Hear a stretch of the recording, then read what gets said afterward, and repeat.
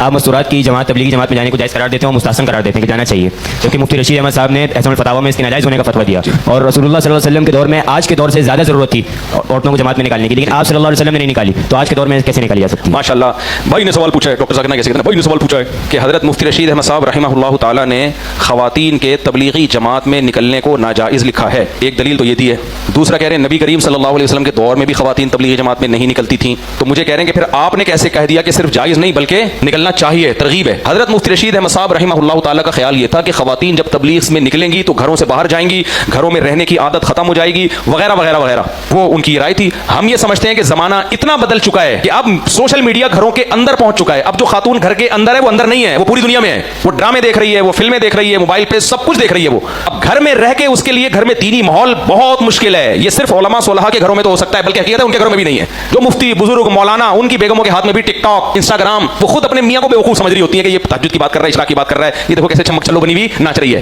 میری بیٹیاں بھی ایسے ناچیں گی۔ ان کی اپنی عورتیں گھروں سے ان کے اپنے ہاتھ سے نکل رہی ہیں، ان کی اپنی بچیاں گھروں اپنے ہاتھ سے نکل رہی ہیں۔